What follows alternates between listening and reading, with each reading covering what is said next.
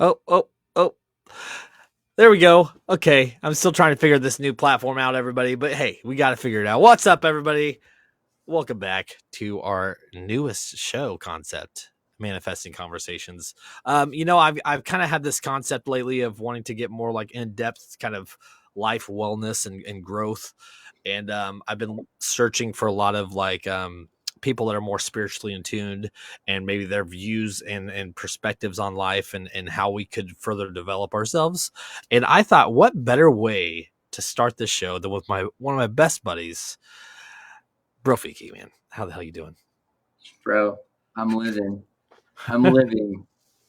And it's good. It feels good. It does. It does. It feels like really well. And you know, it's funny since we met. It's funny how we met. So let's start out a little bit talking about how we met. This is it'll be Okay. brief, anyways.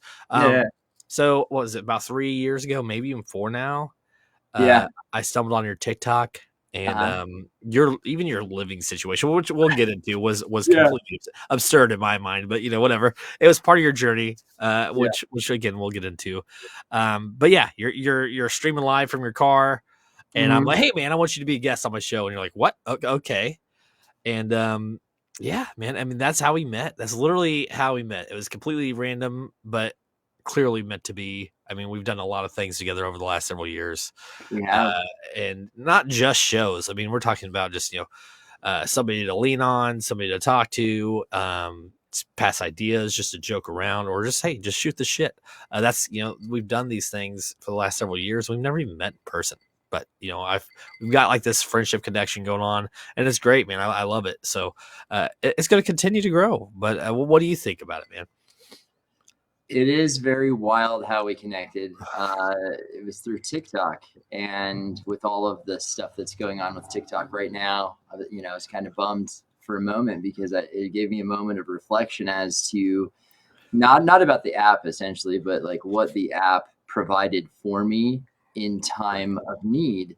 And yeah, going back to your comment of being in my car and doing TikTok lives, that was a very interesting moment of time for me because I was just going through my quote spiritual awakening and being aware of like what's available while uh watching TikToks. And you popped in, you're like, hey, I'm doing this comedy podcast thing, would you want to be a part of it? And I'm like, why not? Because literally all the messages from TikTok was, you're going to get your answer soon, just say yes. And then this opportunity comes up and I'm like, well, which talk says to say yes, so I did. And that was the first time I've ever been asked to be on a podcast.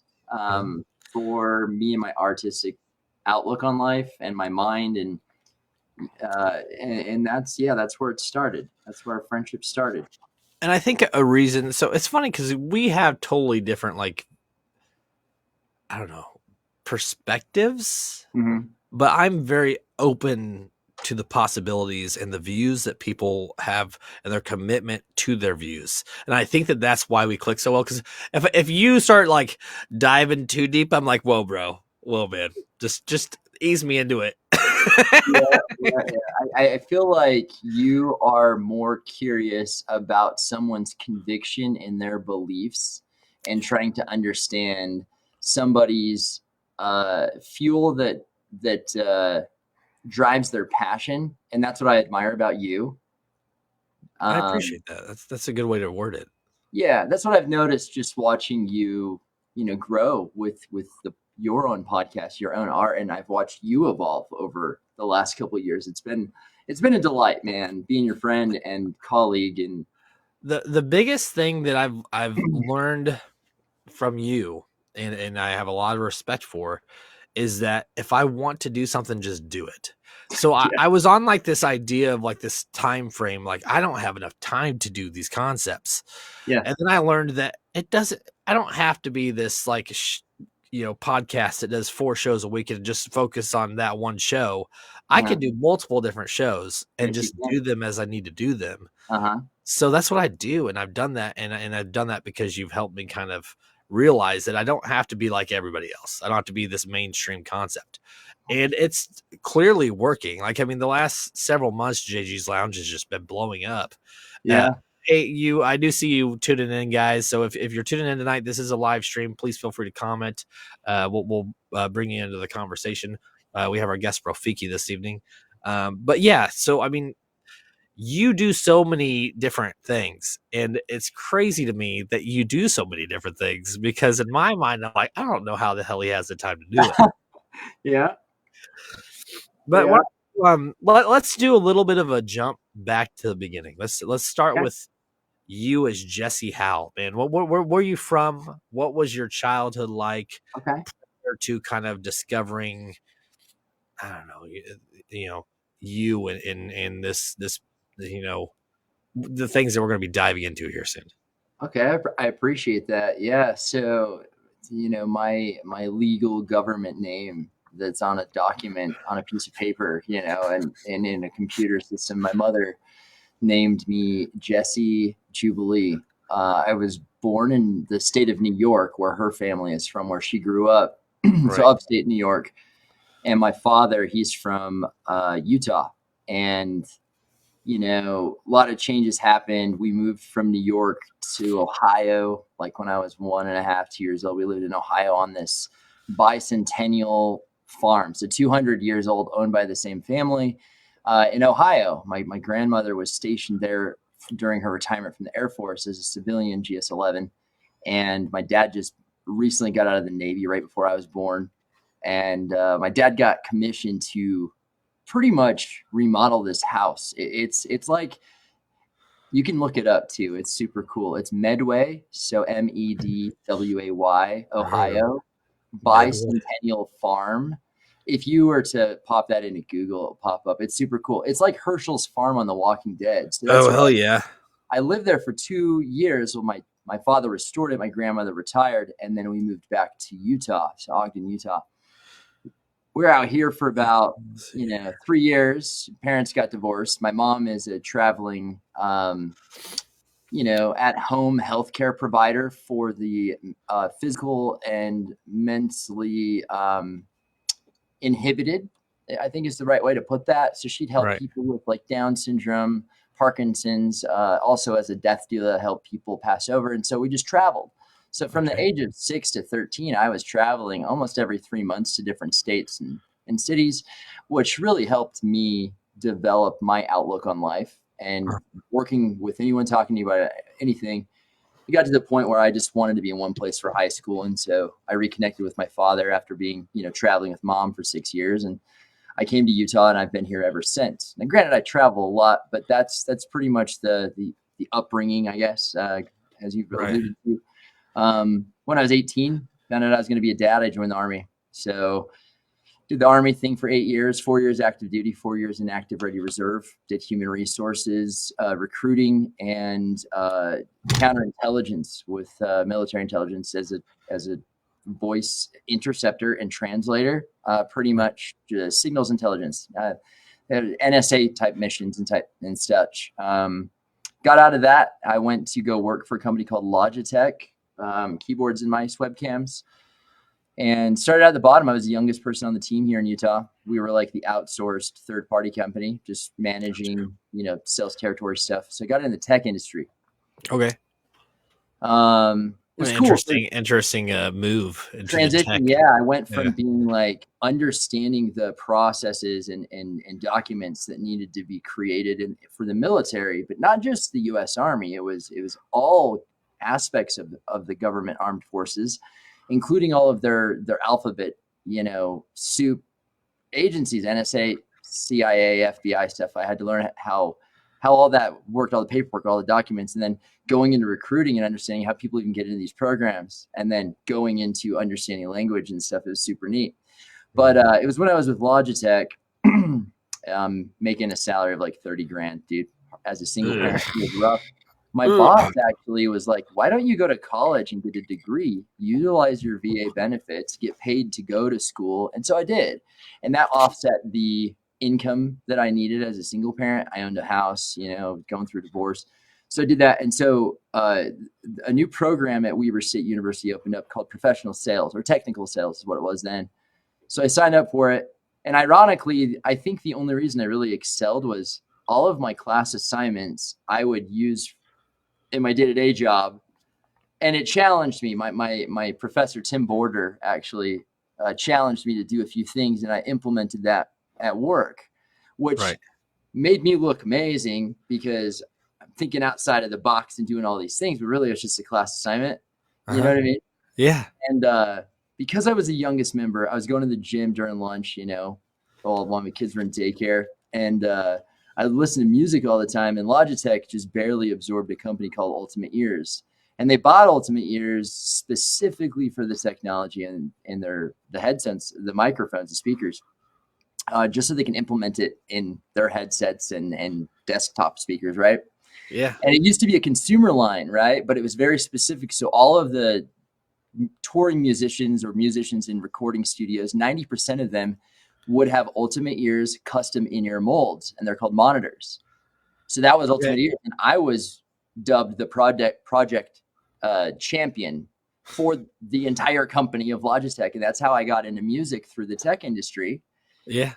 And part of my job, I was doing government education sales. That was my title, a government education specialist. Because of my time in the military, I understood government contracts because that's what I Yes. dealt with, right? So it's kind of funny. I didn't go to school for it or anything. It's just by default, I had the credentials, top security clearance, TS, SCI is what they call it. So secret clearance, all that shit. So as I'm talking to all these companies that have these, they're sending me these requests like, hey, I need 10,000 keyboards for this NASA thing that I'm bidding on. Is this mom and pop shop up in Baltimore, Mm-hmm.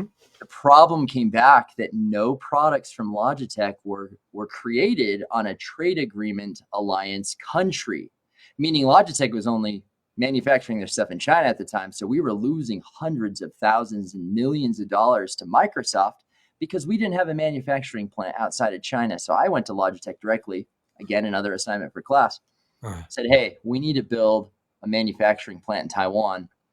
It's going to cost $8 million. So I did the proposal, got accepted. They started building it. And to this day, Had to feel good. it's still taught in Tim Border's classes. I ran into him like 2 summers ago at a grocery store, and he's like, Mr. Howell? And I'm like, yeah. He's like, I still tell your stories to this day in my class. I'm like, man, that's an honor. I'm like, dude, the only reason I even did that is because it was an assignment for class. Now, secondarily to that, with Ultimate Ears and close it up, it was 2012 era. Skull Candy was going big, Sony earbuds, all this stuff. This is when they started having the 3.5 millimeter jack that you plug in your iPhone or your iPod. Remember those? Yes. Yes. And they created a voice inline button, volume up, volume down, In answer the the cord, call. like in the cord. Yep. Yep. And we saw these little companies start making all these earbuds because it was next to nothing to have them made, right? And Now you can buy them next to nothing. Yep. So I went to Logitech and I'm like, why don't we have a consumer line? Like, you guys own Ultimate Ears and you own all the product that's sitting on a dusty shelf right now, but you're not selling it or promoting it really. I mean, it's on the website, but nobody's buying it. They're like, oh, we're just going to go end of life. It means they're going to discontinue the product line. So I pitched an idea.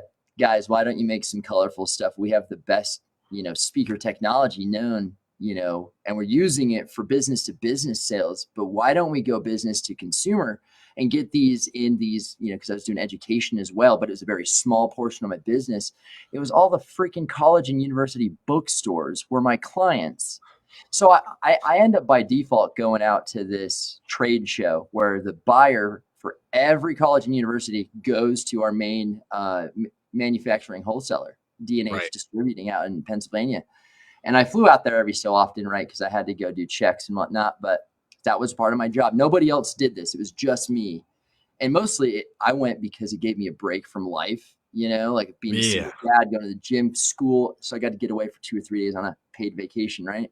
Yeah. So they're like, you know what? We have 100 of 5 different colors in a shelf. And I said, build me a display box and send me one and I will sell out. Sure shit I did. I went and I got every bookstore to buy a display box that went right by the cash register, and it revamped the company. And now Ultimate Ears is its own huge monster. Right. So that's when I learned about innovation and manifestation and belief in self from a business standpoint. Now, fast forward a little bit, I moved from Logitech, to be a sales manager for Brocade. I don't know if you know much about data Not centers. really. So No, data I centers don't know have what servers, and servers have stacks, and stacks have switches. And it has how it works. It's the name of the products. yeah. Brocade sold the switches that went in the stacks inside the server, inside the data center. So that was Okay. level one of understanding data But centers. what exactly does the stack do? Like what's its purpose? The stack is literally like, think of like a big metal refrigerator that's gutted. It's got shelves in it, and you have multiple different switches on there that connect to each other to do. Oh, okay. Yeah, I've seen those. I've seen that. So it's Yeah. called a switch. Yeah, Okay. it's weird. It doesn't make sense. Okay. But you know, I had to learn. So my job in the military was actually signals intelligence. So I learned the infrastructure and the architecture of telephone wires, routers, you know, Wi-Fi connectivity, 3G, 4G, 5G network from the military. Well, ironically, now I'm working in cloud computing for Brocade, selling switches, literally building their business to business model, utilizing all of these distributors that I already had relationships with. Right. So I built that out for 6 months, and then I wanted to do something different. So I went from computer peripherals to switches and data centers to work. I went and I did a side project in between. They were floating me. I went to go work for a company called Digital Realty. Now that's all of the physical property that the data centers exist on, all the real estate. Gotcha. Okay, so 7 countries. So that's how I got in with that. Next step, I'm working for Netgear. That's consumer products for Yeah, the Netgear's cloud. still around. Netgear was Yep. real popular, especially when AOL dial-up was like Yeah, big Wi-Fi too. routers in your house, switches, Yeah. wireless access points, things like that for businesses. But it's bigger than that, you know, your Uh-huh. NAS systems, whatnot. So I did that. NAS. Wow. Um, then I got a really good job.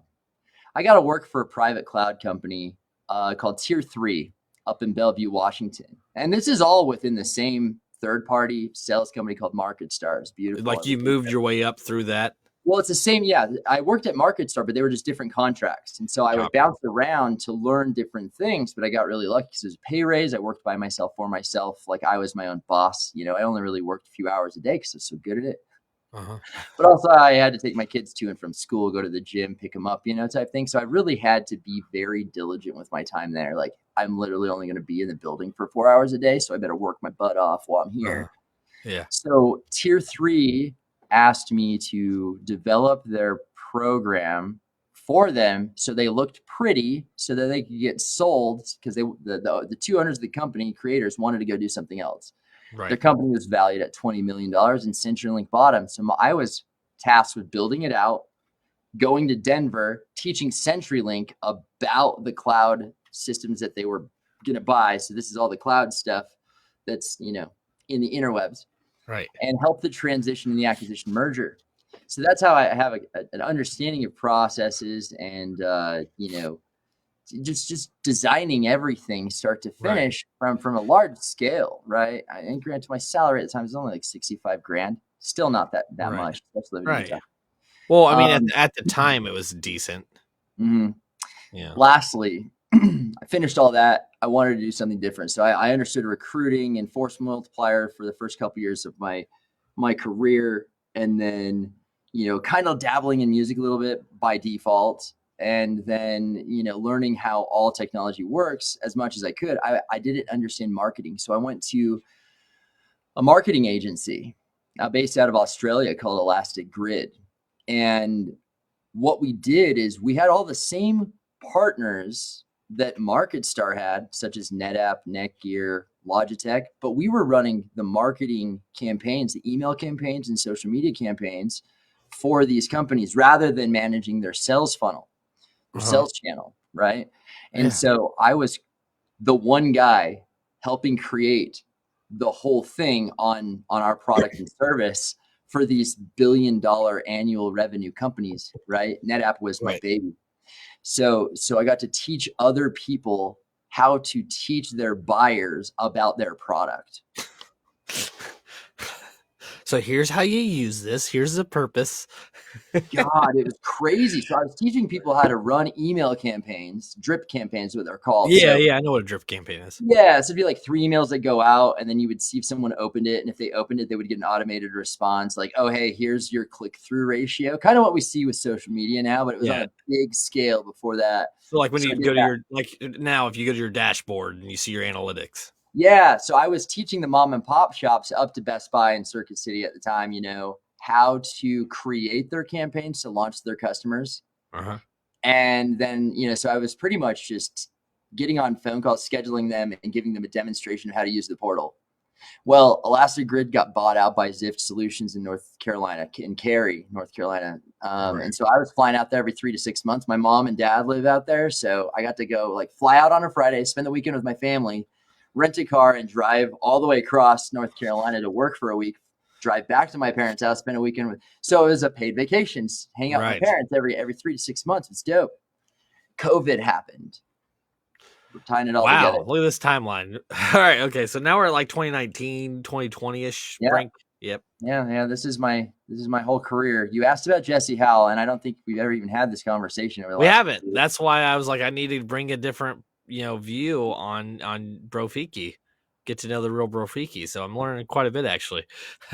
So yeah, Elastic Grid sold to Zift in 2017, and every employee got let go except for me because I was the most valuable asset to the company. So the companies does it still exist? Zift Solutions, absolutely. Yeah. They actually are one of the leaders by Gartner to this day for to and through partner marketing automation. Okay. Yeah, and so it's because I helped design that. Alois Caselli is the name of the man who helped develop and curate Elastic Digital, which became Elastic Grid. And then when Zift bought them, him and Cameron Avery, the two owners, the CEO and COO, went over and I stayed. So we all have the same mind. So I got brought in on like the largest scale conversations as to what was going to go on. And I would predict what needs to happen. You guys need to do this because of this, watch. And then it happened. Problem is I took a new job and a new role right before COVID hit, like 7 months prior, to be business development because I didn't do that yet. Right. It's when you're actually like trying to recruit people to pay for the solution. Yeah. I was let go because my position was eliminated. Got a 5-week severance. Now, granted, right around that time, I had my camera. I started literally, it was 5 days prior to me getting let go that I paid for my first photography LLC. Yeah. And I already went and worked a Sundance Film Festival. It was nuts how this all happened. Eric Bright with Prodigy Public Relations, one of the largest PR companies in Hollywood, actually. He owns it. I met him at a Little John EDM concert in Park City Live at the bar. We talked about his sweater. He talked about my hair and At, what I at was this wearing. at this point, you're still in Utah, correct? Yeah. So Yeah. this is Sundance 2020. He invites me to come photograph at this red carpet event that he's hosting and paying for. So I show up and do it. Another fellow photographer that did my photos from bodybuilding. He's like, "Do you have your business license and insurance?" I said, "No." He said, "You better get it right now." So that's what prompted me to get my Brofiki Yeah. photography business license. And then 5 days later, I'm let go for my job. They gave me a severance all the way up until my birthday, ironically. So 5 weeks. But then Nice. unemployment kicked in, and unemployment was bumped up by the president. And I was making the same amount of money not working on unemployment. And I had a camera. And I'm like, well, if that's Yeah. not synchronistic or, like on Yes. the right path, I It's don't a know what is. sign. Yeah, Yeah. for sure. So this all ties into your quantum manifestation. Yes. Quantum So living so is, did you let's go ahead. do this as we start to kind of transition. Did you take your knowledge of like technology and business to kind of help you understand this vision I didn't of even have the vision yet, dude. I okay. literally was just trying to get by. And although my bills were paid, I was making exactly the same amount of money as I was working 40 hours a week, working from home, mind you. I've worked from home since 2015. So when Yeah. COVID hit, it wasn't a big deal, Yeah. but I didn't have a job.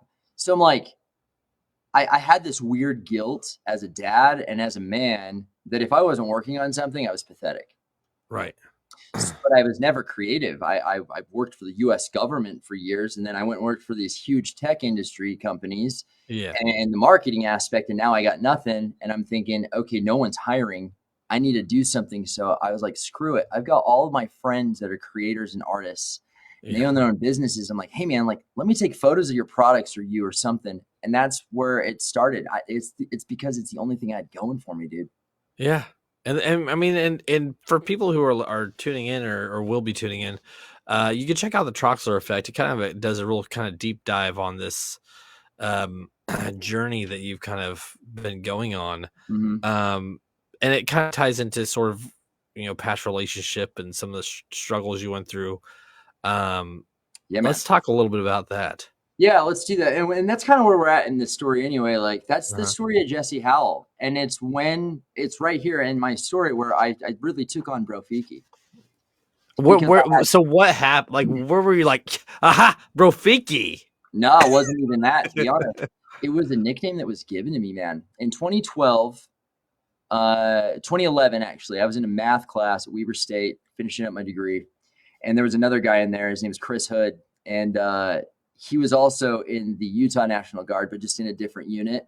Right. So we bonded over that and video games. He played League of Legends. And so he started joining my friends like online to play. And then when I would host events, he'd come over and hang out. He's like, hey, dude, like you're really big into the gym and I'm not doing well on my PT tests. I really need help at the gym. And so we're at the gym one day. I kicked his ass for like a week. We're on the treadmill cooling down. And he's like, you know what, man? You're like my spirit guide in the gym, but like you're my gym bro. You're like my bro. You're my Rafiki in the gym. You're my bro. You're my Brofiki. And I'm like, shit.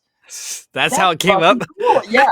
Yeah. Uh, So that's where Brofiki was birthed. And then I was like, all right. At the time on Instagram, I was just Mr. J Howell, and my wife right. was Mrs. J Howell, and I Uh-huh. switched it from Mr. J Howell to So Brofiki I do in want to June take of a point 2012. from a lot of Go my for it. research that I've done on quantum field and quantum manifestations. Mhm. Any sort of idea or thought generates almost like a hologram, either in your mind or something. Now it doesn't crystallize if you don't pursue it, right? So when this idea of Brofiki happens, you're like, I'm taking it and I'm going with it. And I had no idea the significance of the name until recently, and I'll dive into that. But yeah, if you got to think about it, like you talk about the keys to success, the Right. keys to life, right? The bro fee key, the fee Uh-huh. key. I'm a key Right. for growth. But what key? The fee key. The Yeah. fee that you pay, the toll to cross from one zone or bridge to the next. I'm a bridge worker. You've heard of light workers and shadow workers. I'm both, but I'm a bridge worker. I'm the person that helps people go from the 3D way of living, not knowing anything about this, about all this stuff over here, and I help bridge the gap for them by teaching them Yeah. through my sharing my own personal story and experiences. I didn't know that Right. until 2 months ago. Right.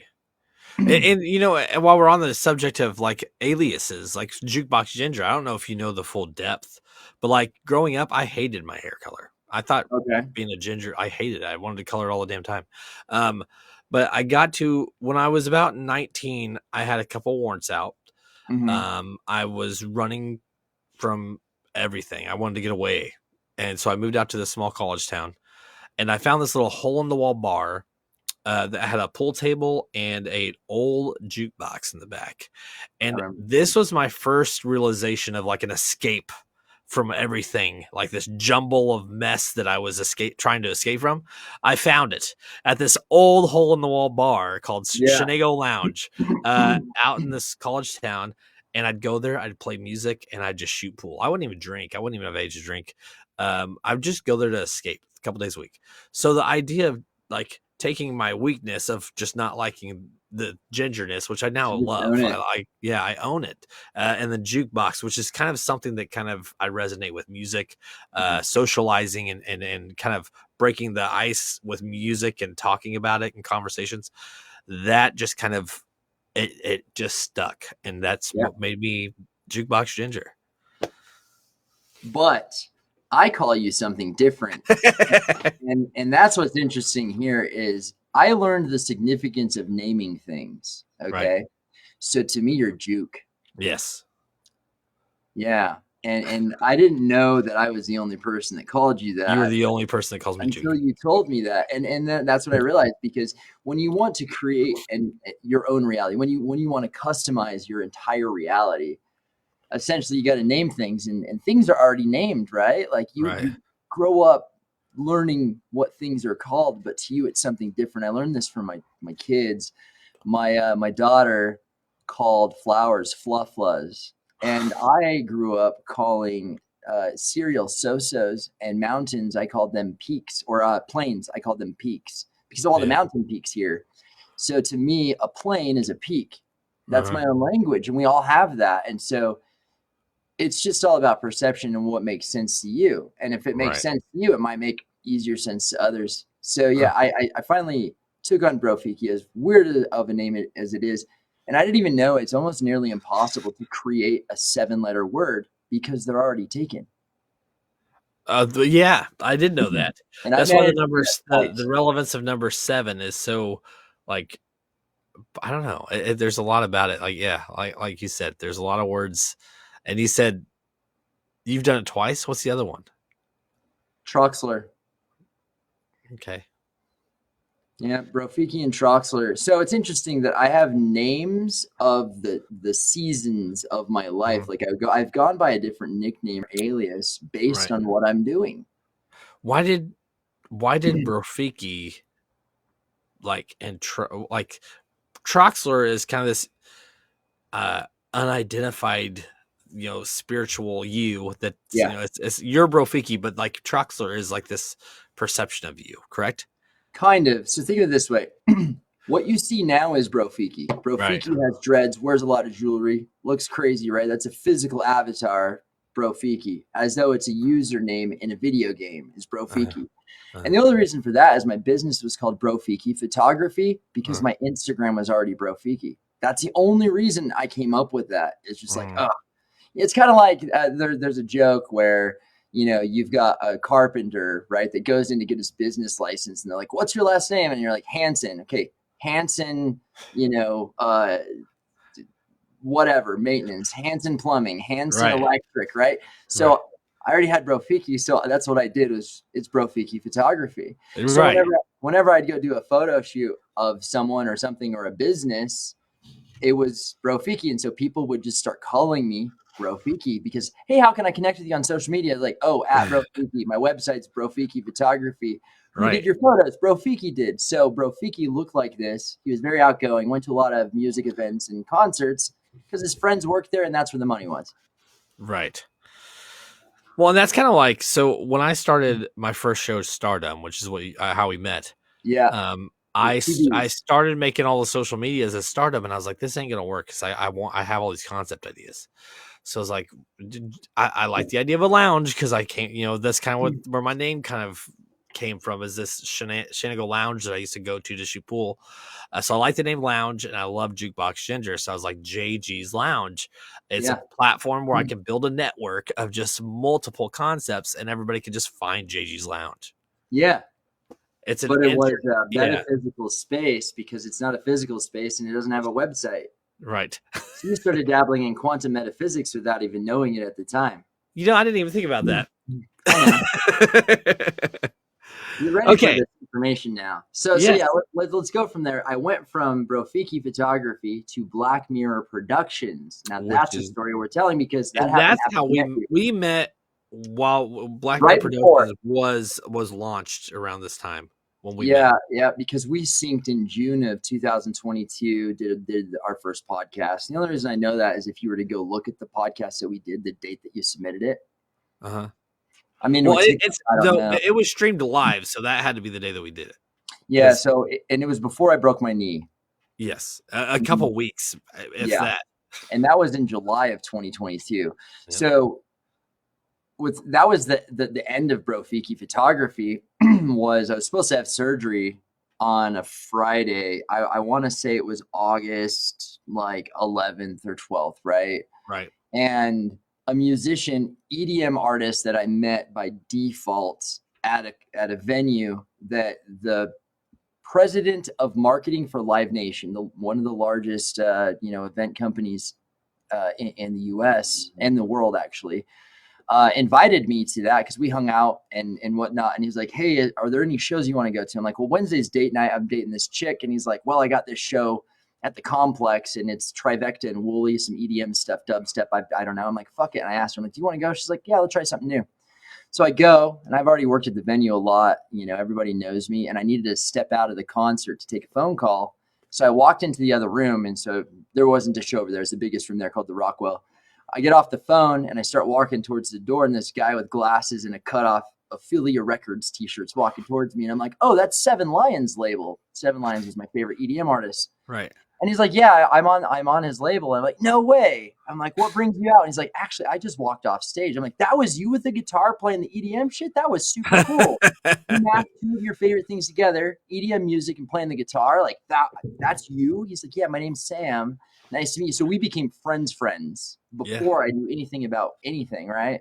Right. And that's kind of what brought us into the lounge. But anyway, he told me he was coming to Salt Lake, and he's like, dude, you've been telling me for like a year, 6 months and a year that you want to take my photos. Well, I'm going to be in Salt Lake for a show this Friday. I'm like, I'm supposed to have surgery that day, but I'm going to push my surgery to Monday just so I can come take your photos. I did not know that he was playing on the main stage at the largest EDM festival in the state of Utah called DOS Energy. So not only do I have a broken leg and I have a knee brace like strapped on all black, like underneath my black jeans, and I'm limping around. I had to walk up all these fucking stairs, and the staff kept saying, are you okay? Okay. I'm like, I'm good. And it was the most incredible experience of my life being on stage with him, his manager, his personal photographer, and a sea of 10,000 people. Right. And that was my last day because my camera was stolen the day before. I had to borrow Brad Draper's camera and Adam probably Sandberg. stupid expensive too. Yeah. And then I go in for surgery on Monday, and I swear to you, this is when I woke up in what's called a new timeline. Now, this is where things get interesting. The Big Bang Theory, quantum physics, all this shit. I'm recovering from surgery, Juke, and I'm talking to you back and forth, and I'm stuck on a bed for 6 weeks, can't move. I have a fucking laptop, and I started just looking into the history of stuff, and I dabbled in Wikipedia so much that I looked at the history of mirrors, and that's where we've kind of I talked came about up this. with the Black Mirror and Black Mirror, and I never watched the show. I didn't even know it was a TV series. Okay. But then when I was like, man, if I'm going to do something, I don't want to be a photographer, but I know all these people. And through all my studies, I learned if you have a production company, you have like an all access pass to do anything with media, music, movies. So I was like, I need a production company. Black Mirror Productions is the name of this company. So as soon as I was able to walk, I go to a couple shows, venues. And next thing I know, I meet Coda, and I needed a space, and I got a space. And then I threw a pop-up event in the middle of an event that was already existing just to see if I could manifest it. So I wrote it down and typed it up, and I manifested it. So I did foreshadowing because of TikTok taught me about this. If you can think it, if you could breathe it, if you could physically write it down, you can bring it into your reality. So this was me testing it out, and it fucking worked. Dude. It's so, do you think it's the mirror itself, or do you think it's just finding the trigger that helps you kind of remove everything to find the code? It's a great question. The code came to me through TikTok, and it was sent out to a select few people, but many people had the curiosity or wonder to follow that rabbit. But I'm a huge lover of The Matrix and a few other movies that are just mind-bending, such as Interstellar or Cloud Atlas, The Fountain, of multiple timelines, same people meeting. So I was already a huge into that stuff. And I'm like, you know what? What is technology to us if there is no power? It's a black screen. It's a black mirror, because you could see a reflection in your tinted car window when the TV's off, when the computer's off, when your phone is off. Right. That's a black mirror. Look at that. See Yes, that all the time. Oh yeah, right. people. I see people use it all the time, but they don't think of that. They don't connect the two. So who are you and what are you when you're in a room all by yourself? What is your perception of yourself, and how are you going to be when no one is looking?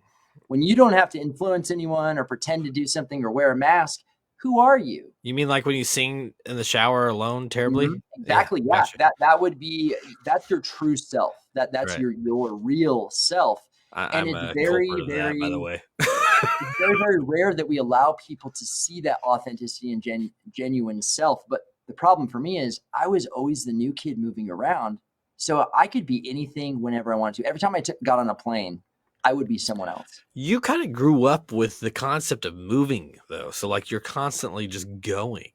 Yeah, it's comfortable. So I did my life. When I tell people the story, they're almost like, "Oh my God, I'm so sorry. That must have been so traumatic." And I'm like, don't project your trauma onto me. Don't rewrite my story. I had the best childhood ever, man. Like I like lived the wild thornberries on Nickelodeon. Uh-huh. Because my mom's like, we got to go take care of this guy who lives next door to the owner. Developing, what did that give you? Did you have struggles developing friendships from all the movement though? No, not from a personality standpoint, because I was Yeah. always very knowledgeable because I was hospitalized quite a bit growing up.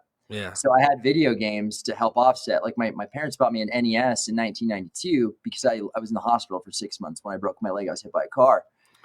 And, having to move around so much, I had the Super Nintendo and started playing RPGs, role-playing games. Super Mario RPG, actually. I just bought another copy on the Switch for my son. But it was, you could play the same characters, but in a real world, like where you role play, there's a story, there's a theme. Yeah. And so taking something out of the context of what it normally is and putting it into something completely different was so fascinating to me. And Chrono Trigger was the game that really changed things for me. And I discovered that in 95 in Texas, right? But we moved so much. Sometimes I was in a school for 2 months or 3 months, but that's when the GATE program came out. And you see this a lot in spiritual talk right now and Right. spirituality and quantum, the quantum field is this idea that we live in multiple timelines. That's what this video game represented, is a dude that like has to go through a portal to it in the same city, but like 100 years in the past or 1,000 years in the future. So Chrono Trigger, the trigger point, like you mentioned, Chrono meaning time, or Chronos, the father of time. Saturn, Big Daddy Saturn is Chronos. Right. So cross-referencing everything. So on TikTok, you got to understand, man, like I soaked up everything I could like a sponge. Yeah. That could not fill up. And I'm like, okay, cool. Now, yes, growing up, I was literally, what's it called when you're, I was groomed for what I do now. Yes. I'm used to pure chaos and disorganized chaos, but I also know the process and procedures of how to do things correctly in the real world because of the military, because of growing up with my dad and my stepmom. So I'd like to explain, take the moment to explain to people that here is one of those things where you can go one of two ways. Yep, you can. You hear these people that travel and move around and they become very like depressed and like antisocial and held back and reserved. They go this way. You took this opportunity to develop yourself to go this way. I didn't know any better. You didn't know. Yeah, and that's even better. Like, you didn't like intentionally do it. It just did. Yeah. And for me, it was a lot of like abuse, physical abuse, and witnessing a lot of molestation on my other siblings, and for years as a kid. And I could have became this very messed up individual and learned all the wrong things and absorbed that, or I could have absorbed it and learned how not to be, which is what I did. And I don't look back at that as a weakness. I look back at that as a strength as to who I am now. Because you choose to. First thing, I want to acknowledge the fact that you're an incredible human being, and thank you for sharing that with me and with anyone that's ever going to watch this. It's very admirable of you to be able to talk about it, that you've done the work enough to be able to share that with anybody. And just take note that everybody goes through their own struggles. Everybody has their story and their traumas, but don't let it define you guys. Like, find a way to take that and then maybe protect somebody that's going through that stuff. And when you become aware of something, maybe you have a process where you know who to call or how to help them out, whether it's through therapy, a doctor, through the legal system, or just getting them into a support group is huge, because I didn't really have that camaraderie. I didn't have that, foundation stuff. Like I moved out when I was 16, got a job and went and lived with, two of my frat brothers, that we went to the same church growing up, and it was their parents. So I always learned to take care of myself, and I always got to be the new kid. But the problem was, going back to don't make friends easy, I was the poor fat kid everywhere I went, the poor fat new kid. And so I learned about genuine, authentic, true, unconditional love by the people that stood up for me in every city and every state that I lived in. Right. And when I would hang out with them and stay the night with them on Saturdays, it's like, okay, you can have a sleepover, but you're going to church. And so I going to different churches everywhere. So I'm just learning that, like, hold on, there's there's no one way to do something, Yes. you know? Yes. Thank you. So I'm like, hold on, you guys all have the same thing. And I had this idea because the story of the Tower of Babel, when it was, destroyed and whatnot, and the Library of Alexandria was destroyed in history, right? The Roman Empire and shit like that.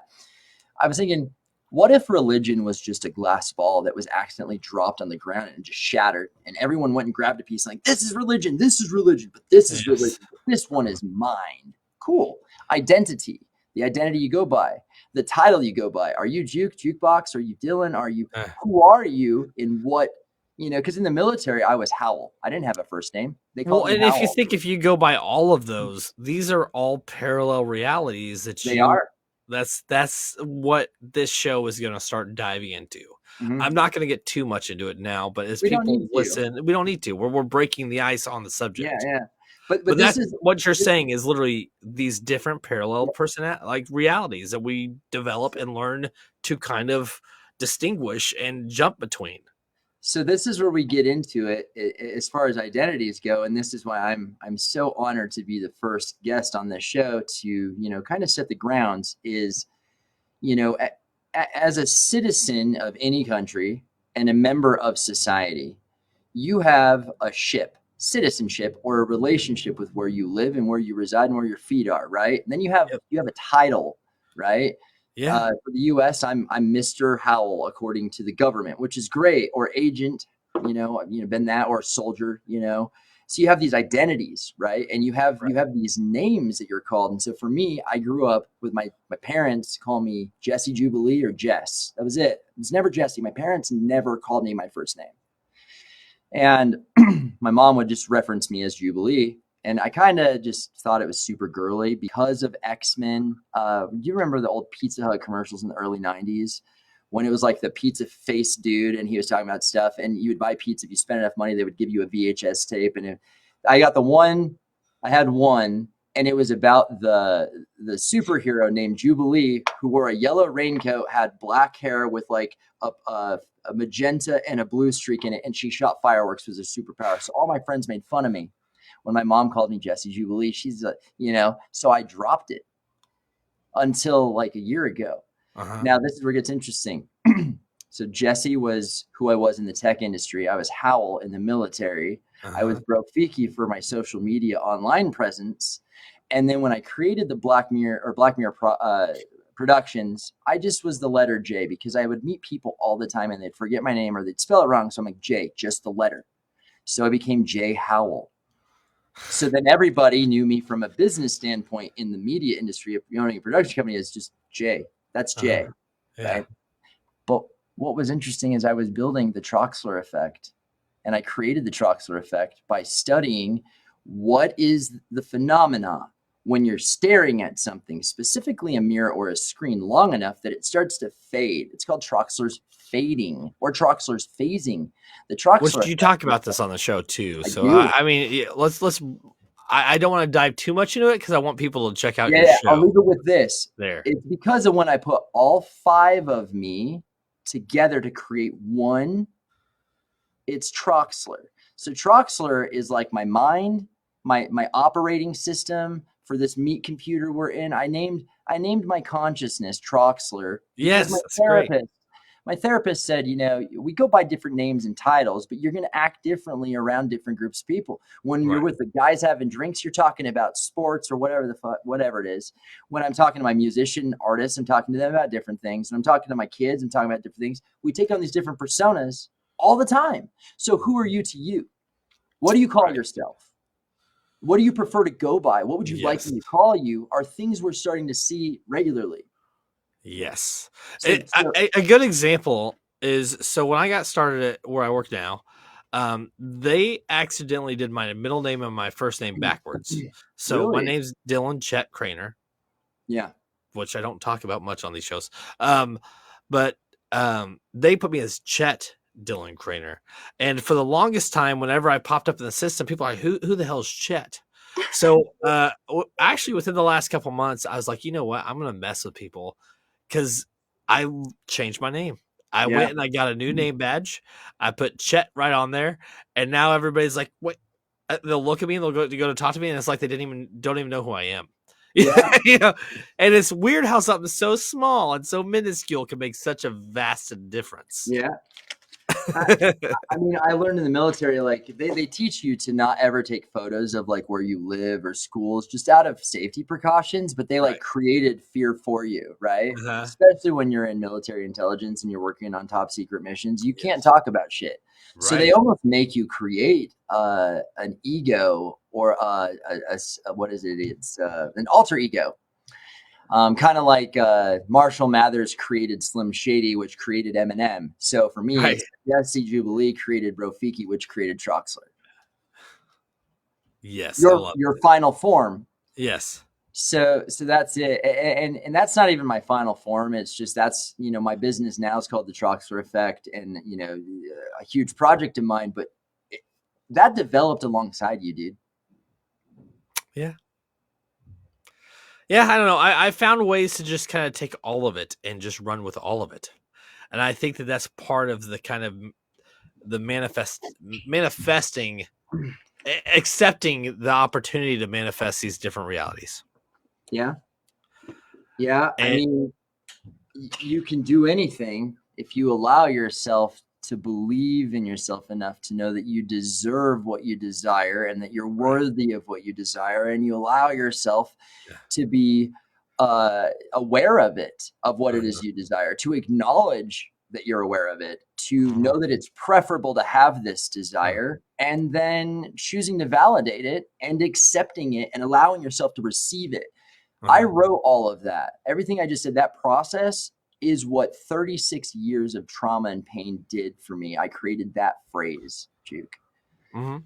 and that process because Yes. that's what I was paid to do from all these companies, man. And so that's how you do. That's how you start creating things. And it's funny that you say that because I've during a lot of the research and kind of the studies on different people and their perspectives in quantum reality, quite a few people actually talk about um, accepting gratitude without searching for it. Yeah, You know, that's a hard thing to do because you have it to have is. gratitude for all of your pain and trauma. You Well, have to have and we're trained, gratitude. and we're also trained to think that we have to do something to deserve it, and Yes. that's not the we're raised with this idea and this one track concept that's not the reality of the world, Hmm. and it doesn't have to be. The ability to have and host the feeling of the emotion of gratitude means that you are gratitude itself. Boom! Did you see that, Yeah. guys? If you can have it and you know it, what gratitude is or what it feels like to you. And gratitude could be as simple as just like somebody saying hey to you and you have gratitude for them reaching out. You Yes. are grateful. Therefore, you are gratitude because you're receiving gratitude. Right. Or smiling at somebody or just saying, "Hey, I like your shoes." Mhm. The idea of like just saying, "Hey, I like your shoes," could make somebody's day better. Kind of, you hear those kind of phrases. You know that phrase, you got to fake it till you make it, right? Yeah. um it's true to an extent. You have to want it and even put a mask on to pretend that you're, Manifest. You have to manifest yeah, it. so that you can learn to accept it. And so that's where you have to imagine yourself a day where it's like, when can I feel and host gratitude without feeling like I need to do anything to deserve it? Uh-huh. What does that relief feel like, sound like, taste like? That's when you use NLP training and you're training your brain to create these new neural pathways to just be like, I am grateful. I am gratitude. Mhm. And then pluralize it for every version of you that ever will be and ever was. We are gratitude. And you Uh-huh. pluralize it. And you've watched me go through those phases on TikTok where I started out with affirmations, and that was huge on my lives Yeah. because I was trying to really believe it, even though Uh-huh. I didn't. Yeah. I didn't. And that's why things weren't working out for me. Mhm. And then I'm like, shit, I'm pretending, but that's okay. That's part Right. of the process. And then when you have that and you accept it, then it can be. And then once you are gratitude, you'll never not be gratitude. Now you can work Right. on the next emotion. Yes. Yes. And a lot of like the quantum field and manifestation has to do with frequency and vibration within our energies. And as you kind of acknowledge and level up, you really don't go back down No, unless no. not unless I don't know. I feel like you could, but most people don't. I feel like once you realize that that's what you're doing, that energy just continues to raise. Correct? Like these levels of manifestation continue to rise. So here's you and me, right? Yeah. Here's me, here's you. Yeah. So as I would learn and grow on my spiritual growth, you would be here and we would be in contact as long as you were within these limits, right? Yeah. So as I'm growing and learning, there are points in our relationship where I surpassed you where you couldn't get a hold of me. Right. Really, you literally could not get a hold of me. But as you started to grow, or I would fall back down in vibration, we would show back up in each other's realities, whether it's through a text message or phone call, whatever. So as we're continually growing, we kind of got to do this. So if I get too far ahead of you, I got to turn back and get you. Be like, hey, man, come on. And vice versa. And that's how I think that's kind of how our friendship's been yes, for the more last aware of it several now. years. Yeah. Mm-hmm. And we've learned to accept it too. Like I know that your journey sometimes takes you to a path that I'm like, I just need to leave them alone for a little bit and then we'll touch base again. It's not a big deal. We'll randomly check in on each other. You good? Hey, and that's that's kind of where our friendship has been, and we've still developed from each other. Yeah. I mean, Even there's no with right, that. again, there's no right or wrong way, but the thing is, I have had the time and the ability to do my life the way that I wanted to because I designed it this way. 2 years Yeah. ago, I wrote this down and I We all had no design our idea. lives. What's that? I said we all have the ability to design our lives. Mm-hmm. So I'm just using my example of what I wrote down while I was laid up in a bed, recovering from knee surgery. Literally wrote it all out step by step. And I just revisited this like 2 months ago, a month or two ago, right? Back in November, actually. I'm like, what did I actually manifest? And I wasn't specific enough. And this is where AI comes in, guys, where AI systems teach you about becoming a prompt engineer, meaning it's teaching you how to write out a sentence or a phrase with a desired result. Midjourney is great for this when you want to create art. So for me, the eye on that I sent you, right? The prompt for that was Metatron's cube within an eye. That's all it was. It's very simple. And then I had 4 versions of whatever they thought that was supposed to look like. And I chose one, upscaled it, and went through that whole thing. And that's where that image came from. Yeah.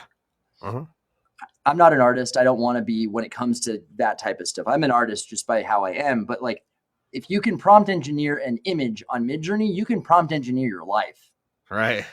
And the more specific you are, the easier and the more grand whatever it is that you write out or speak outwardly or write down will happen. And there's a difference between writing it down, speaking it. And this is why I did my Instagram reels the way that I do and was just super honest about life, because I view it this way. In order for me to do anything and for me to be vulnerable, I can't lie about who I am and what I'm going through. And there's been a few things where you're like, yo, are you okay? Yes, Like, there's been a few times. Because I was leaving a video vlog journal for my future self. I was never talking to you when you're looking at my stories. And that's what's different. You're talking to your future you. You've seen the movie Avatar? Yes. Jake Sully, the main character in Avatar, had to do video logs to himself when he went into the Avatar and came back. Yep, that's what I did with Instagram stories. That was to separate the two. That was to separate the two realities that he had to deal with. Yep. And so when he was in the blue avatar form, he would also do that, but his life was so different. And then you go back to human form. Same fucking thing for me. So I used Instagram because it was free cloud storage and I can click on archive, go to settings, click on archive stories and go back to it. And I don't have to pay for it. So I found this weird thing because I couldn't afford Dropbox a few years ago. Yeah. So I couldn't save shit to my phone and then save it to Dropbox. It's just there. And I'm like, it's free cloud storage. That's so that's funny because that's literally what I've done with the podcasting. I found like these weird things that just worked for me. Like I reach out to these other podcasters like, no, you use this. Or no, use this. I'm like, this works. What I'm doing is working. It's not as advanced as what you're doing, but it works. And it's, if not better than what you're doing. This is why I was so upset and had massive anxiety on Saturday night when TikTok went down early. So I knew when it was going down. I know why. I can't talk about it online, Yeah. but I actually do have friends that work for these companies, and we knew what was Yeah. happening. And I think it's a good thing, so I'm not worried about it. But I was mostly upset because I wrote the majority of my book and my screenplay in the video description of all of my videos. Nobody caught on to that. I left breadcrumbs for myself, and Right. then I started putting them in folders. And so I had a team of people that had my login 2 hours before TikTok went down, going through and downloading all of them and copying and pasting those. And there's no easy way to do that on TikTok. You can't just copy the video descriptions over. And when you download your data, it just gives you the TXT file or the JSON file. And so you're like, shit, I'm not even downloading the video. You have to manually go in for each one. Yes. When you're in that, you have to be logged in as me on the computer to Yeah. copy that. You have to click edit, copy and paste it over. And I'm grateful that I had somebody do that for me. Yeah. But there's $1 million idea right there. A time hop to put into the system. And I'm not going to do this. So I'm putting this out into the universe right now. This is proof of quantum manifestation. There needs to be an app where I can go in and sync up all my social media accounts, all of my drives, Google Drive, OneNote, all that shit into one. Type in a date and it pulls up every piece of content and Per the date. Yeah. descriptions of it, so I can see what happened on that day, because that day is not significant in the moment. But 2 years from now, you're gonna be like, holy shit, that was the day that we had the inauguration. What happened that day? Well, I got stopped at a grocery store by policemen today. Yeah, I don't want to talk about that. No, we won't. But that's the point, It's just though. a thing that happened, though. That's just how you can manifest something. It's like, could I create that and become a millionaire? Sure. Do I have time for that? No. So a lot of times I'd say like, it would be nice if this existed, and then a month later it exists. You're like, shit, that's fucking dope. And it's funny that you say that, because there's platforms that exist, but they're fake. They want your money, and then they don't do it fully the way that you want it. Yeah. Or, you're like, Creatorland. hey, I don't want the watermark. And then it's like, okay, well, we'll just blur it out, but you got to pay us for it. It's just stupid, man. Yeah. Yeah. And so that's kind of what the Troxler effect really is by definition.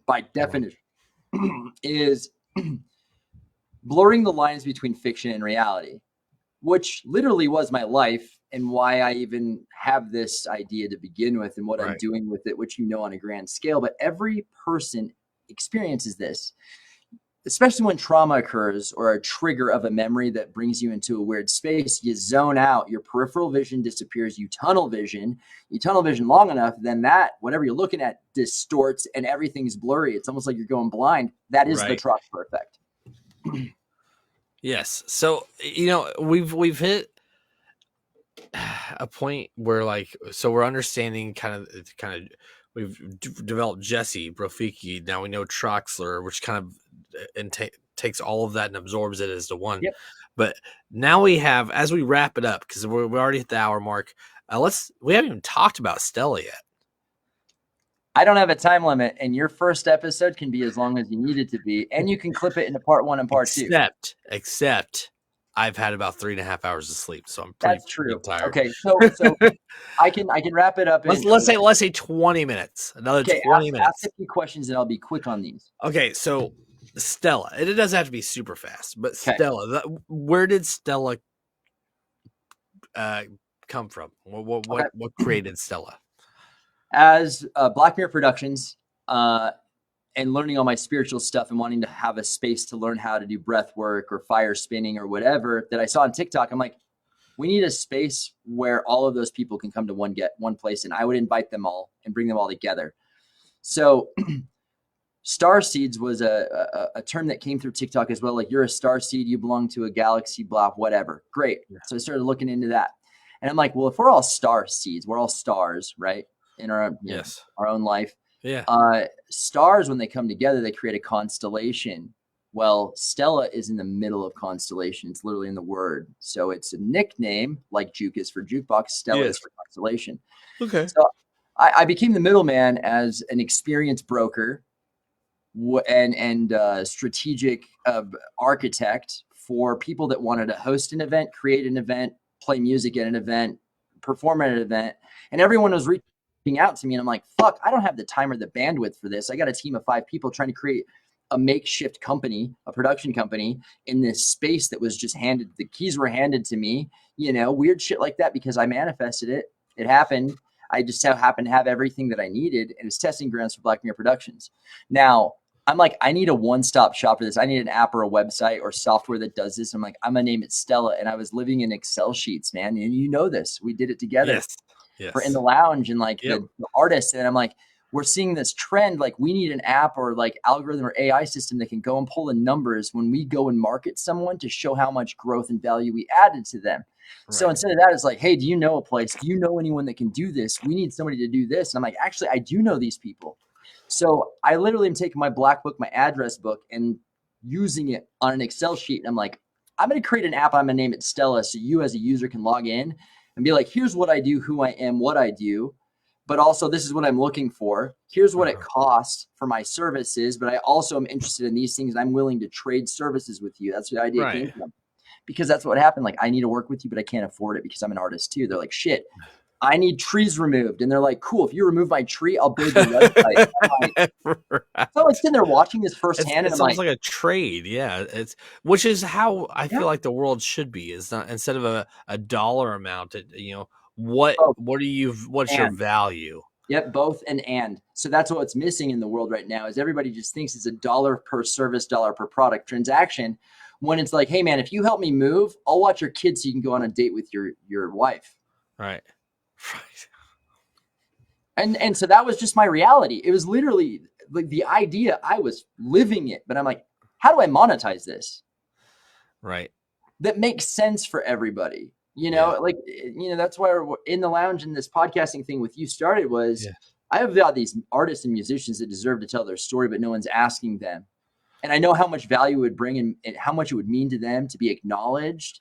Like, Well, hey, man, and that's one thing that we've yeah, done, and definitely and I hear it from some of my shows, but I've definitely on the in the lounge. I hear it a lot more from you. Is the guests that we have on is asking them the questions that people don't ask. correct. And that's what Nolan Taylor told me when he had Yeah. a sold out show, worldwide tour. And when we met him, he was just still working at a local shop in Ohio, Cincinnati, something like that, like barely getting by.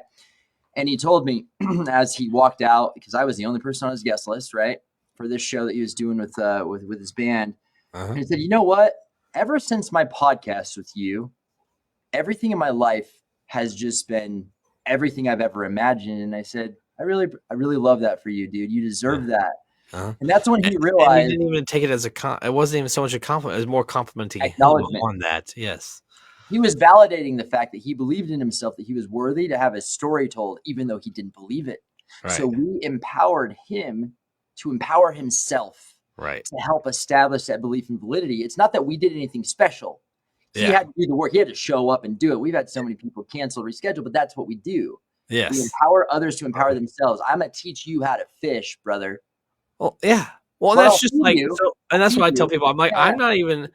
I we're not a huge fish. This Nope. network is not huge. Uh-uh. You, the guest, You are can what be a makes huge. this show. Yep. So if you are wanting exposure and you want to pursue the exposure, we're giving you the opportunity to have that exposure. And it's up to you to help pursue that exposure. I can still promote you, but if you're not promoting yourself or believing in yourself, it's not really going to go anywhere. You know Mm-hmm. what I'm saying? Yep. That's what JG's Lounge is about. We want to give the opportunity to people to talk. We want if you this is what you want, if you want your vision or your voice to be heard, that's what we're here for. You want to be a podcaster? Cool. We know people. Hey, you want to be on stage in Utah?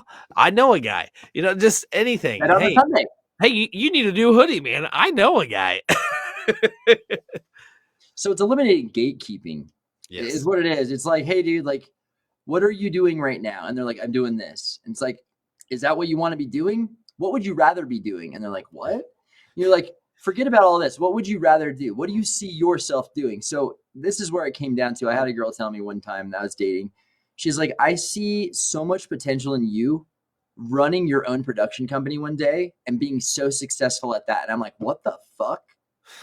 That is the coolest thing anyone's ever said to me. And Right. and she's the one that I made my first TikTok about that blew up the night that I wasn't supposed to wake up from, Yeah. And I had 22.2 thousand views on it in overnight on this video, and I took it down because it scared me. And that's where that's where Black Mirror Productions came from. Is when I lost my job in February of 2022, I was in a relationship with her. And she's like, don't settle for another job. And I just believed her because I was in love with her. Like it was the perfect relationship, but a lot of Right. weird shit happened. Right. So Yeah. I just believed in that. She helped me believe in myself. She said, do not go work for anybody else. You're going to be fine. Believe in yourself and trust the universe Yeah. that it will unfold. And it did. And I'm like, oh my God, she was right. And although I didn't talk to her and for like 8 months and we caught up, we're not friends anymore, but Yeah. that's where the production company came from, was true belief in self, because somebody empowered me to empower myself. So that's a gift. You gotta share that. So is that kind of where Stella comes into play? Like it's a platform for people to utilize to get what they need, but they have to do the work to So make the it work. concept is brand you, as Yes. in YOU, brand you, Yes. or brand university. It's about quantum branding. So when you're ready, put yourself on the map, right? Put yourself Yes. in the stars so you become a star by it. When you create your profile, it's asking you to accredit yourself for every project and thing that you've ever done, even though it was insignificant to you. So if you have prompts across, like, have you ever received any awards in high school, Yeah. for anything? Were you an Eagle Scout or a Girl Scout? Did you ever do volunteer work? Did you ever go, so those are things that, like, we're putting out in the profile to begin with as a questionnaire at their own pace, Yeah. that other people could see, like, holy shit, do you speak other languages? Like, did you serve a mission in the church? Did you, because then Yeah. people are learning that they're humanitarians, they're volunteers, that they have a love for humankind without anyone telling them. Right. So even if they don't believe it, right? And then it's like, what skills do you have? Artistic, whatever. Because rather than defining yourself to one thing, when you're filling out a job application, you're focusing on all of your skills and attributes for that one job you want. But you're so much more than that. So imagine going to a place where it's like, hey, we're going to help you be seen by you and everyone else. Yeah. And we're going to teach you how to market yourself, to put yourself on the map, to be seen, heard, valued, because we're going to teach you how you should value yourself, right? Right. And then we're going to allow you to connect the option with all these people. We're going to give you a playbook step by step on how to create your social media. We can create it with you, for you, or we can teach you how to do it yourself, right? Those are the Right. three models, the learning models. And then when you're ready to collaborate with anybody, you can have an internship, you can have a partnership or a sponsorship. So there's three avenues. So it's a multiplexed idea of what Stella is based Right. on somebody, and you can gauge where they're at with their level of awareness and consciousness as to the things they believe in and the things that they say about themselves. It just makes sense. Yeah, there's not really any other way to explain it. It makes sense. So yeah, I put in the trademark for it in 2023. Mm-hmm. I have the .com, the website's live, but the Troxler Effect is just the hosting site. And I designed, like, if I'm going to launch an app that's going to cost me $500,000, Duke, and I don't have $500,000, how would you put that out into the universe to get funded by the viewers? And I decided, fuck it, I'm going to write it into a movie, into a book, into music, in every outlet, in every social media aspect, in every form of the media. That's my Troxler Effect. And I did Yeah. it through a code and a symbol of 0010110, which was a test for the awareness of the world with the books, and rewrote a bunch of them onto somebody else's work that they published. But I just used different alias, right? Because we can Right. do that and not take credit for something, but to increase the value of what something is by giving the artist credit. Right. So using these concepts that I've learned that I thought were neat, I found correlations and patterns in systems that shouldn't be connected, but I found a way to make it work. Right. I love it, So man. I I love. created quantum citizen journalism, quantum branding, and quantum marketing is all coming to a screen near you on a streaming service, through movies, where you can actually help develop and be a Kickstarter crowdfunder, GoFunder, for a project that it's not fully ready yet. I'm working on a website and Excel sheets, but eventually it'll be an app you have on your phone that Right. you can just go get into Stella and be like, holy shit, I'm a part of this. And I was a backer and a funder, and we're going to help you grow. Right. So that's Right. Stella. That's awesome, man. Just being able to kind of hear the development of Brofiki and the Troxler Effect and you, man. Like the good thing about this show is it really dives into the reason behind the belief, or like the the growth behind the belief, I guess is the best way to put it. Yeah. And I want to continue focusing on that as the show develops. I think you should. And I think that that's what makes this show what it is.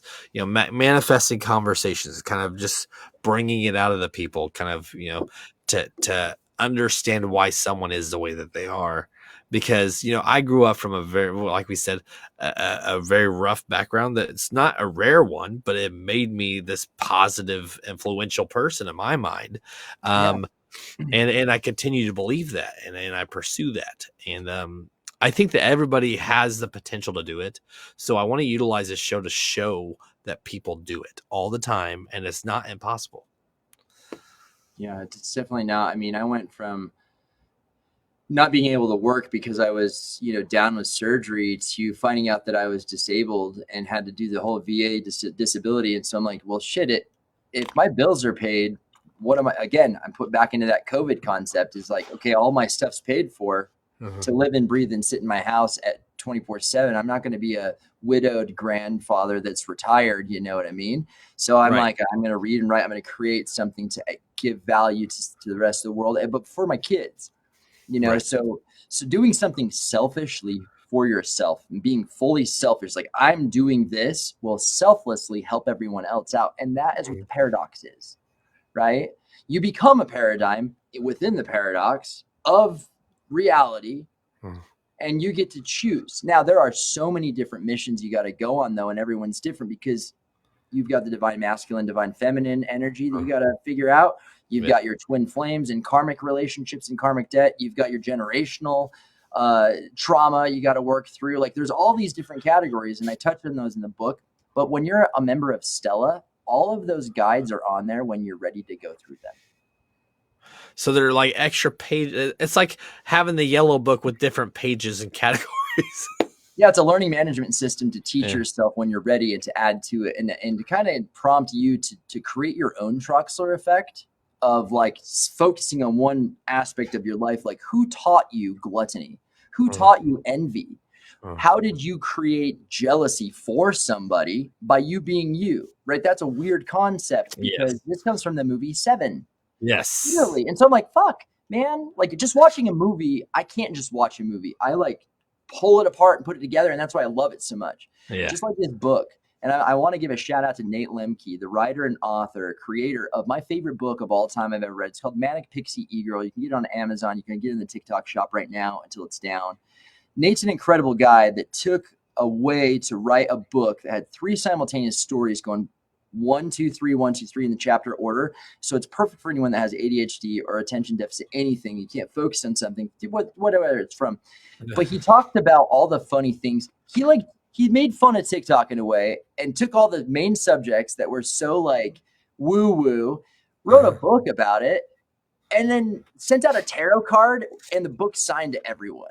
Brilliant. It just came out with the second book, The Talk Rebellion, just came out a few weeks ago. Apparently I was the first person to order it. That's cool. I didn't know that. That's awesome. But he had a belief in himself. His TikToks were literally just reviewing books for a while. He actually launched Manic Pixie E-Girl on Amazon a year ago, a year before he started making TikToks about it. Started believing in himself and reading his own chapter of his own book out on TikTok. Like, imagine that. Like, he did that. But that's the whole concept of the whole reason we as humans had access to TikTok was to learn what life could be like. In my opinion, this is just my opinion. So you could figure out what it is that you want to do. You reaching out to me, for example, perfect example of that. Like you gave me an opportunity to be on a podcast. I didn't know it would turn into anything else. I was just like, hey man, I know a bunch of cool people you should reach out to. And you're like, why don't you just do it with me? And I'm like, yep. And we did our first one when I could sit in a chair when my knee surgery with earth groans.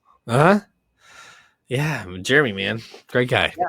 Great guy. That was my first time I've ever done that, and it felt so good to try something new that I would have never thought of until an opportunity arose. So I prompt everybody listening to, when you see a sign or a synchronicity of something, does it mean yes or no to you? Make that declaration and that conviction. When I see a sign or synchronicity of something that's of importance to me, that means yes to the thing that I was questioning to the universe. Start Well, living your and life that way. I think that this is as we wrap it up too. Like for me, Yeah. like I feel like you and I have these two, like we're parallel. Like our Mhm. paths, like our purposes aren't necessarily the same, but we figured out a way to use each other to develop, to help keep purpose for us and develop us. That's me, Yeah, and that's you. We are two different nodes in the same system connected to each other. right. Yeah. Yeah, exactly. Like, and it works. It works, man. Like Yeah. it's how it is.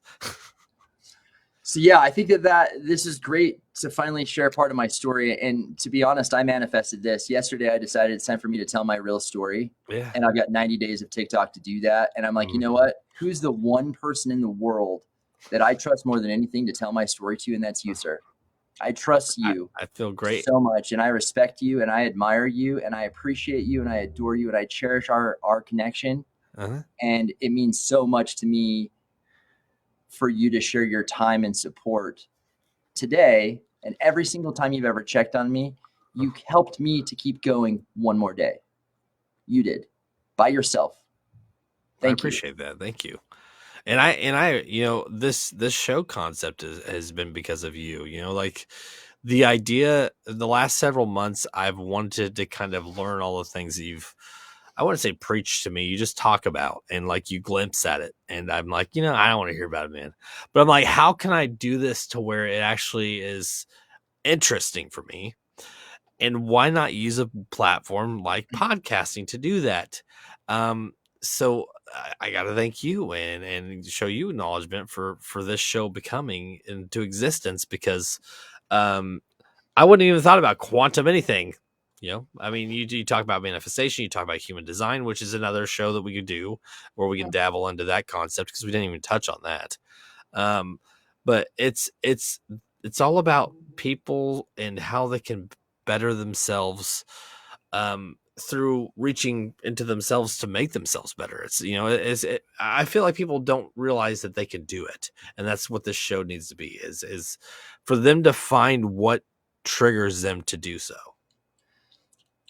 I remember the moment where you started believing in all the stuff I talked about. Do you remember what it was? This will be the last thing I bring up. Nope. You reached out to me about you kept having this dream or vision about the number 37, I still talk about it. and you asked me what it meant, and I said, "Oh, you're finally ready. Are you sure about this?" You remember? I Uh-huh. almost tried to talk you out of it because I Mhm. said, "Once you open that door, Duke, there's no going back." Literally, somebody at work the other day said, "Do you still?" Literally the other day, do you still see the number 37? Like literally a couple days ago, I'm like, yeah, I don't know why. I still every I wouldn't say everything, but I see it frequently enough to where I acknowledge that it's distinguishable. So, viewers, I'm 6 months older than Juke. We were born in the same year, and that's significant for other stuff. But the Mm, thing is, Juke and I are on the 37th year of life right now. And so when he brought up 37, I'm like, we're going into our 37th year of life after uh, we turn 36. uh, The first day after you turn 36 is the first day of your 37th year of life. And right. we turn 37 on this calendar year. So when he brought up 37, I'm like, because that's when your life's changed for the best and on to the next chapter of life is when you turn 37. I challenge everyone to go look up what 37 means and where its significance is in movies and books, in text, and in history, the number 37. And I still have not done that. I need to. I mean, Only I've doing researched a that. little bit, but I need to dabble. But it's true. Like I actually turned, like I complete the 37th year of life in less than 2 months. Mm-hmm. Well, Jesse Brofiki, the perception of Troxler, however you want to talk about it. Yours truly. Yeah, I appreciate you so much, man. Especially for helping me, launch the premiere for the show. Tonight's been a hell of a conversation, and I expect every one of them to be just great, no matter who the guest is. So thank you so much, everybody. Check out the TroxlerEffects.com. Check out the Hooder. Is that HOODER. yeah? Get yourself. He's wearing one right now. They look amazing. Code They look Brofiki on checkout. But until next time, everybody, we appreciate you. And you can check this out on Spotify, Apple, wherever you listen, probably in a couple days. Usually, when it's a new show, it takes a couple days for me to get everything launched. But yeah, no. Again, thank you so much for your time, Brofiki, and everybody that's tuned in or will tune in. Thank you so much. And I hope, if anything, we helped kind of shed some light on some things. And until next time, we'll see you guys around. Thank you.